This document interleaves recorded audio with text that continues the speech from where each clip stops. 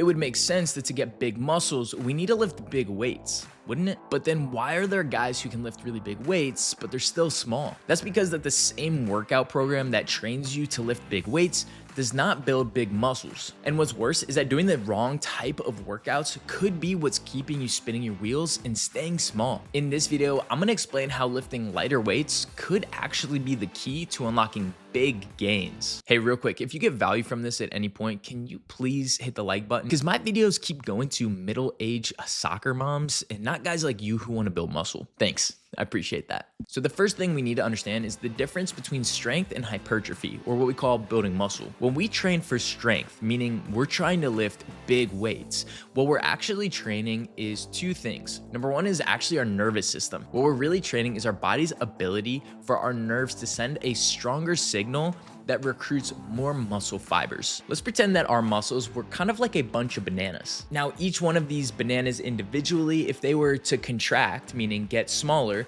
that they would be able to lift a certain amount of weight on their own. But I'm sure we could agree that if all of these bananas contracted at the same time, they'd probably be able to lift way more weight than just one by itself. Now, let's imagine that this bundle here at the top is very similar to your nerves. When you first start training for strength, this bundle of nerves may only be able to stimulate either one or a couple of these bananas to contract at the same time. My arm is getting tired from holding these bananas. But as you train strength, this nerve gets way better at contracting more of these bananas to be able to contract at the same time and thus lift more weight. Notice how I didn't say anything about the size of the bananas. Okay, because 3 inches is a really big banana, okay? So that means the bananas aren't actually getting any bigger, they're just getting better at working together. Now, when we're training for hypertrophy, we're kind of doing the opposite of what I just mentioned. Instead of making the bananas all contract at the same time, we're actually increasing the size of the individual bananas. And if each banana gets just a little bit bigger, then this entire bunch of bananas is gonna look really big and juicy. Okay, but like 3 inches, like seriously, it's like pretty big. The second mechanism that makes you stronger when you're training for strength is what we call motor pattern learning. Now think about it like this. If you bench press one time, like you're not gonna be that great at bench pressing. But if you do hundreds and hundreds of repetitions,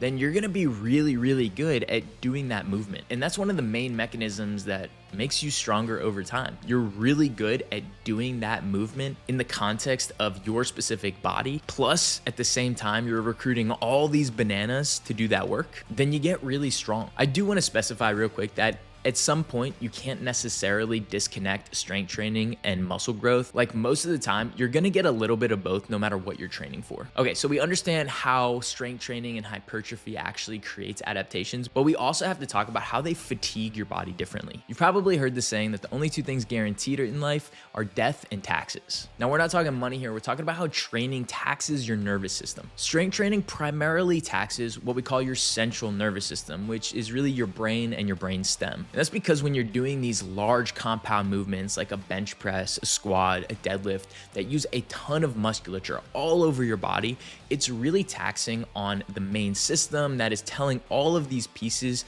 to move at the same time in a very specific motor pattern. So when we say that your central nervous system or your CNS is taxed with these movements, it just means that it reduces your body's ability to send and receive signals to all these different pieces at the same time.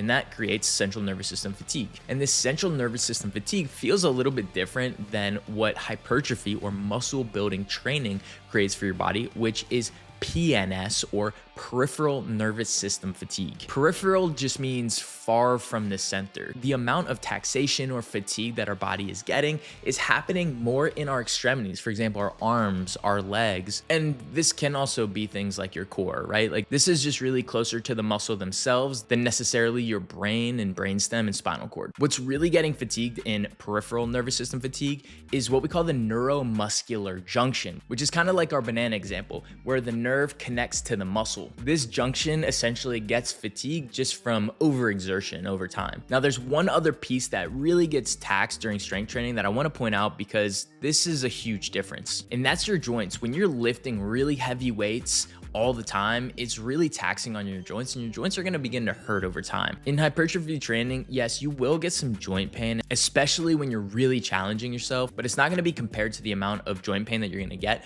when you're lifting really heavy. And that's why when you're truly doing a good strength phase, you're not lifting super heavy every single session that you go into the gym. Okay, understanding the science is great and all, but what does this really mean for the differences in training between training for strength and training for muscle growth? You may have heard before that training in lower rep ranges, like 1 to 6 reps, is more for training strength, and higher rep ranges, maybe 8 to 12 repetitions, is more for training hypertrophy or muscle growth. And while that can be a good idea for beginners, that's not necessarily how it works. You can get both a strength stimulus at higher reps and a hypertrophy response at lower reps. It's just easier to separate the two when you create 2 rep ranges like this and work in those specific rep ranges. And that's because for strength, you need to create a stimulus for your body to have a reason to actually want to recruit more muscle fibers. That just tends to happen better with really heavy weights. Now for hypertrophy, what we need is our body to start to cascade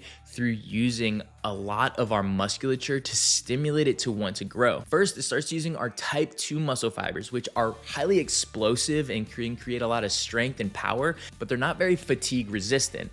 After those get tired, it moves on to the type 1 fibers, which aren't as strong, but they're a lot more fatigue resistant. Once your muscle has used all of those up, meaning we're training pretty close to failure, that's gonna create a huge stimulus for your muscles to want to grow and get bigger. So that means if you wanna build big muscles, you need to get close to failure. Now, you don't necessarily need to fail every single set, but you need to get pretty close. And I do recommend taking some sets to failure because I think you'll surprise yourself. When your goal is to actually fail in the movement, like not get the weight up, it's gonna show you that you can do a lot more than you think you can do. And even when you fail, for some movements, it might be nice to do what we call long length partials, which is essentially doing more of a rep in the lengthened position. So for example, on your bench press, that is partial movements closer to where the bar is at your chest. Or for bicep curls, that's a couple partial repetitions when your arm is stretched out and the weight is closest to the ground. In this way, you can get a little bit more stimulus for that muscle group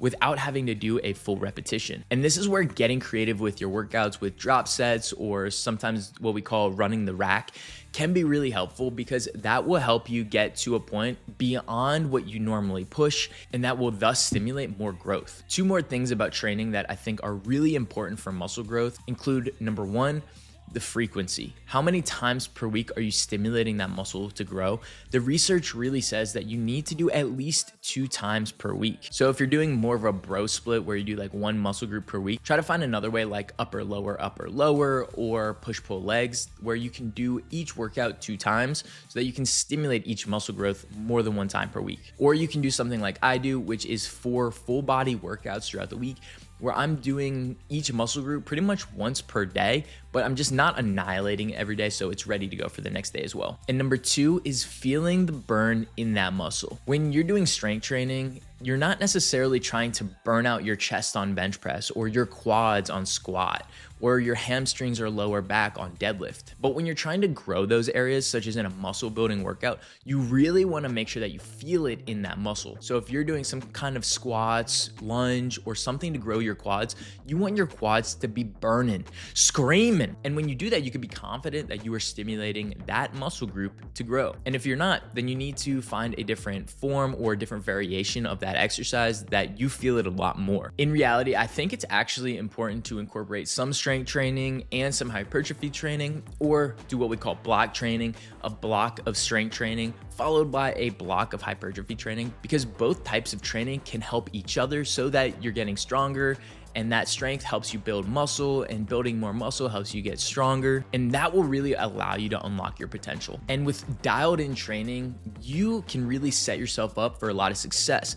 But training is only 1/3 of the equation. Sleep and nutrition are the other 2 parts that you absolutely need to dial in if you want to maximize your muscle growth. So check out the Build Muscle playlist on my YouTube channel, because I'm giving away everything that I've used with thousands of clients here for free. And all I ask you to do is like the video if you get value, and subscribe if you want to learn more. So check out that playlist, or check out this video that YouTube has identified that you need the most, and I'll see you over there.